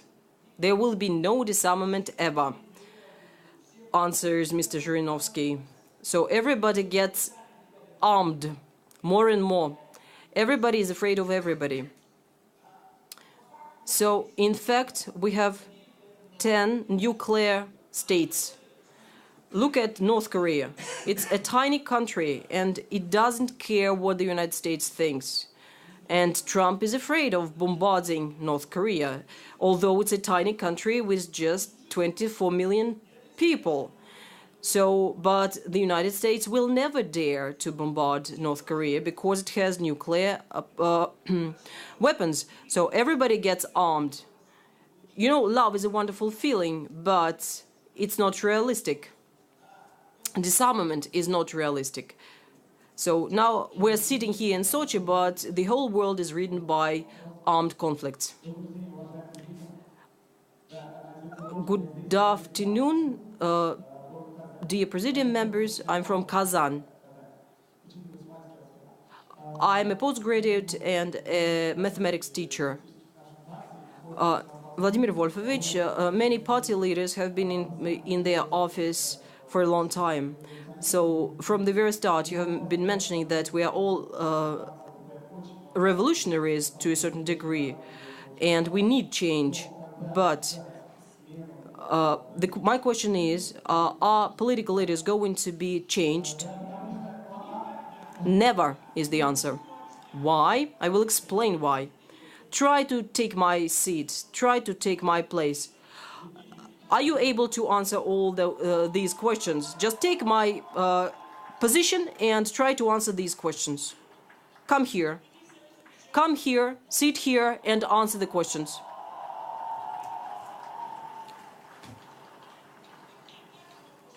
Try to answer their questions in such a way so that you will be awarded applause.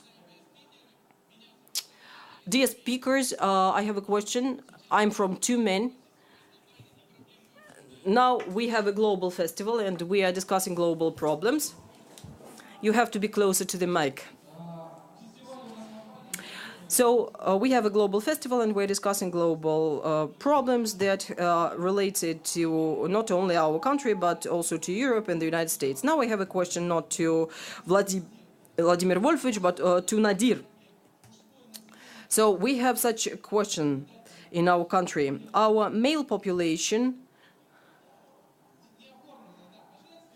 is not legally supported, while the female population is legally protected. Do you think it's a good idea to introduce two draft bills to improve the demographic situation in the country? So the first one is an obligatory state-supported identification of the father when the birth is given to, when the child is delivered into this world, because not all fathers participate in the upbringing of their families. And the second law could concern the withdrawal of cells from organisms, human organisms, to make identification better. So, okay, let me allow to answer this question. So, men should work and women should give birth. Perhaps he is a good guy, but he didn't understand the gist of this question. So our country is the only one that is discriminated and that is subdued, because in the majority of countries there are more men than women, even in India, for example. So the majority of the Indian population is male, but unfortunately, but at the same time, so in the Indian families, the head of the family is the man, not the woman. So we have turned into a female country because 100 years ago, the Bolsheviks gave franchise to women earlier than anybody else in the world. Why did they pioneer in that? So we're trying to make progress and to be ahead of the whole world, but what was the result? So women came to all the industries of the economy, so, and we distorted the nature of relations between men and women. So, of course, there are different characteristics that are gender limited, gender driven. So, speaking about alimony, is when the state should pay alimony to single mothers. Now there are lots of divorced people, and usually the former husbands do not want to pay alimony to their children, and we, in this way, make this family be driven by this conflict further when we try to ask the father to pay alimony. So, or we have families without children. They want to have a child, but it costs a lot, about 500,000 rubles. So the state should pay for such things. And at the same time, the state should not pay so much for the second or the third child in families. So, because it will lead to a situation when no children, families remain no children, no child-free, but the others will give birth to more children. So as far as I understand, so we need families are very closely knit. So because they are afraid of divorce, that's why. You should understand that the state has no future. What about the family? It has no future because there are too many divorces. What is the connection here? Any human being wants to be genuinely free, free from the state, from the family, from studies, from exams. This may sound anarchic, but that's the way it is. Otherwise, a person feels depressed, he feels a slave. You should be thinking of what states will be like in the future, of what families will be like in the future, and science is to help us, because that's a tragedy in the family when a father in a couple of years' time learns that he is not the biological father of a child he has given all his energy to. That's probably the reason why we have only one woman on the panel. As a mother and a woman, I will tell you one thing. There are no children, somebody else's people. There are no somebody else's children. If you're bringing someone up, this is your child. This is the difference. You're right, Tamara.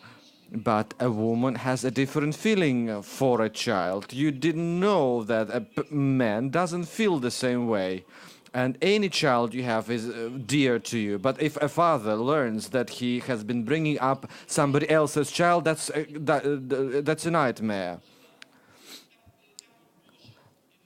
I hope there will be no single mothers in the future. That's good. We should understand that men and women should live separately and will never achieve compromise. Mr. Zhirinovsky. I have one question. My name is Daria. I'm half Ukrainian, half Russian, but represent the delegation of Spain. Only a woman can be like this. I will have a question related to Catalonia. Indeed, all Spaniards, all Spanish want Catalonia to remain part of Spain, but our president made a mistake.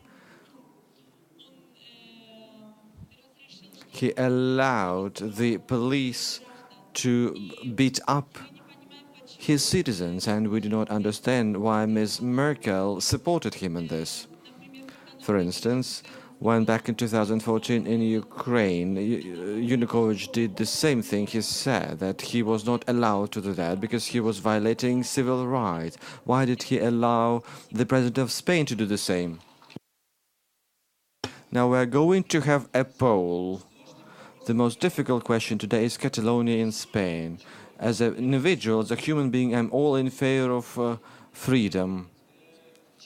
But someone, in a way, responsible for our state, I'm against any separatism, because then all states will collapse. Spain will, there will be other parts willing to secede. We have now 30 states in Europe, but we may end up in 150, and that's a trend that can be observed all over the world. What is to be done? Let's vote. Should Catalonia separate from Spain, or should it remain part of Spain? Who is in favor of separation? Who is in favor of separation? Who wants it to stay as part of Spain? Why are you so conservative?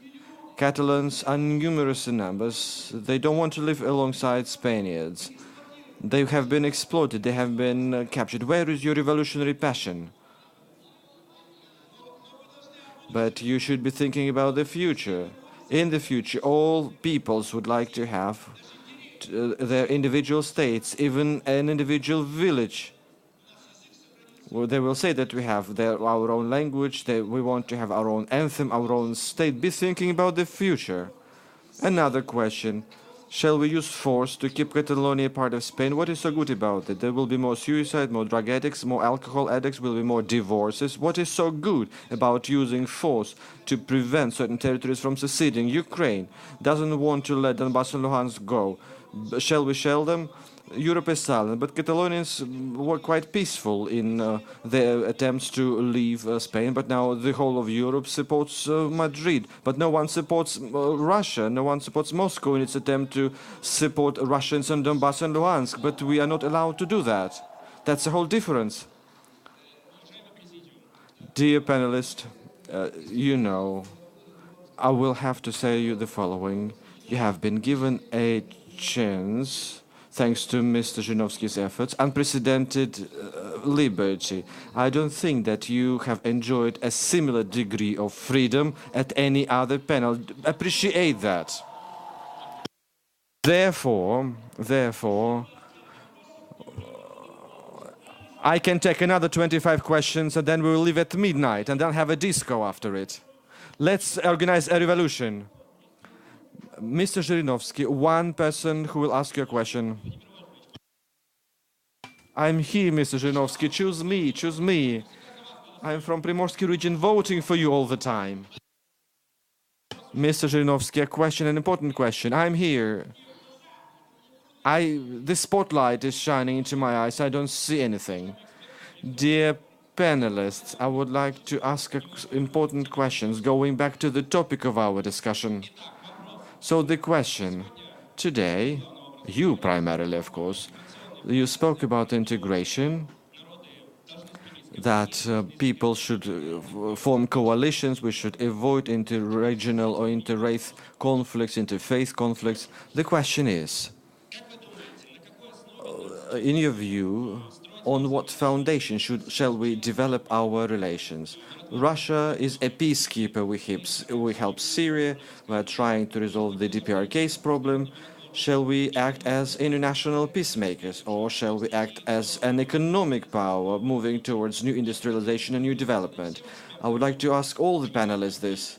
I understand that we have very limited time. And the last thing I wanted to mention, taking this opportunity, I would like to follow the tradition. Primorsky region is going to say hello to the entire panel and give some small gifts. The duality of our life. How shall we unite? On the economic basis, then we should subjugate someone.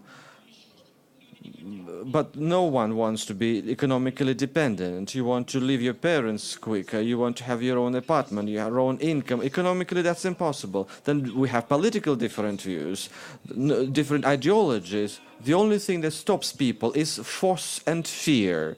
In the European Union, NATO, if Britain wants to leave, you should pay us a lot. That's how they're trying to keep Britain inside. If you pay a lot, then we will allow you to go. So it's using force. If we build our relations on a voluntary basis, all the associations will fall apart because they are all held by fear, similarly to family. A delegation of women from Belgium came to me, and I say them, if I give you another apartment, will the families stay, remain? They say no. Even in rich Belgium, somebody will leave. So only one apartment holds people together. The fact that they have no other apartment to live in. If we give them economic freedom, families will disintegrate. They will form apart. We can live together for a couple of years, but we are natural people. We are individuals. We get tired of one another. But don't feel any illusions. You will die soon, just like anyone else. You are growing older. That's inevitable, and your views will change. Nothing can keep mankind together, even fear sometimes failing. Indians are 1.5 billion. They're likely to fight with Indians, with Pakistan, I'm sorry. My apologies. I'm sorry. We are still leave the room. I'm sorry I can't give you an opportunity to speak. My apologies. We're now to stop here and now. Mr. Zhirinovsky will be here. I demand the continuation of the discussion. I continue discussion to continue. It is the youth that should resolve. I suggest that we seize power at the festival. Where is the room with the money here? We shall seize it. Let's seize the kitchen. Let's seize power. Congratulations on your 30th anniversary of your political career. We are really behind the schedule. We are really behind the schedule. You will be here reading a lecture tomorrow, and we invite all of you for that. 9:30, come here, 2,000 or 3,000 people. I want this room I want you to be here, 9:30 tomorrow, everyone. And then we'll seize power at this festival.